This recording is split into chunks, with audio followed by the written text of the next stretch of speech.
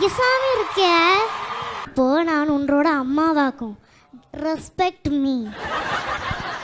Okay.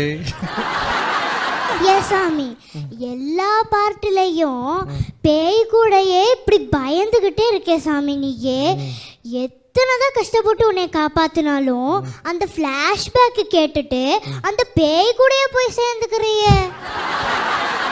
என்ன சாமி சிரிச்சுட்டே இருக்க? பதில் பேச சாமி. ஐயோ, உங்களுடைய அந்த வார்த்தைகள், நீங்கள் பேசுகிற விதம், உங்களுடைய டேலண்ட்டு இதெல்லாம் பார்த்து என்னால் எதுவுமே பேசவே முடியல. ஸோ அதால் நான் அப்படியே வியந்து போய் நிற்கிறேன். நான் என்ன பண்ணுறதுக்குன்னு. நீ பேய்கிட்ட பயந்து பண்ணுற ரவுஸு கூட நம்ம தாங்கிக்கலாம். ஆனால் நீ பேயா மாதிரி என்னை வந்து அடி அடின்னு அடிப்ப. அந்த வலி என்னால் தாங்க முடியல ராகவா. மம்மி பாவம்ல. ஏன் ராகவா, எங்க அப்படியே உட்காந்துருக்கு, எதுவும் பேசவே மாட்டேங்கிற? என்ன பேசணும் தாய்? இங்க பாரு ராகவா, எப்ப பாரு என் இடுப்புல ஏறி ஏறி வந்து உக்காந்துக்கிற. என் இடுப்பே செத்து போச்சு. இப்போ என்ன பண்ற? உன் இடுப்புல என்னை தூக்கி வச்சுக்கிற. வா ராகவா.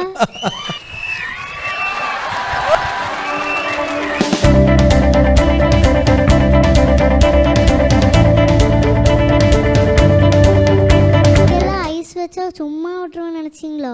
கேள்வி கேட்காம இங்கிருந்து போக மாட்டேங்கன்னு. சரி ஓகே.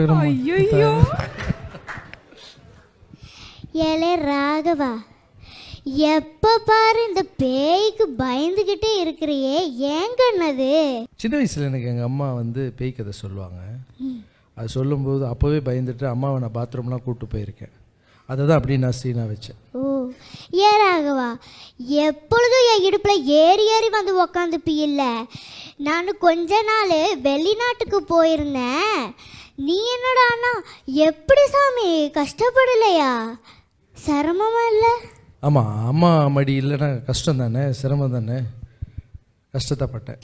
ஏன் சாமி, இந்த பேய் பிசாசுன்றது இருக்குதா இல்லையா? நீ ஒரு தடவையாவது பார்த்துருக்கிறியா? நீ கண்ணாடி முன்னாடி போய் நின்னா தெரியும் பேய் இருக்காது.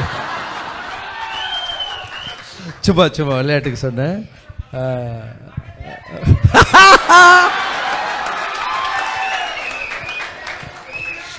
உன்னோட அம்மா சமைச்ச சமையல்ல ஏது சாமி உனக்கு ரொம்ப பிடிக்கும்?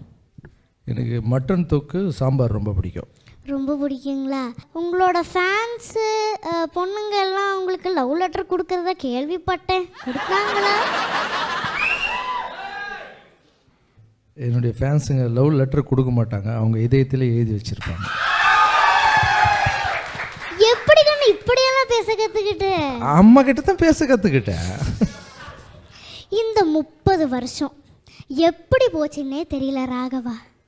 நீ ரொம்ப சந்தோஷமாக இருக்கணும். எனக்கு ரொம்ப சந்தோஷமாக இருக்குது. நீ இதே மாதிரி எல்லாத்துக்கும் நல்லதே செஞ்சு நல்லபடியாக இருக்கணும். அதுதான் என்னோட ஆசை. வரேங்கண்ணு. தேங்க்யூம்மா, தேங்க்யூ ஸோ மச்.